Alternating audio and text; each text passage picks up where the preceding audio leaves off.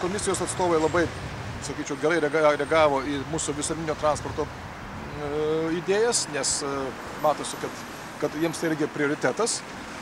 Na ir dabar kaip tik planuojame apskristi objektus, kurie jau padaryti ir tas jungtis, kurias planuojam.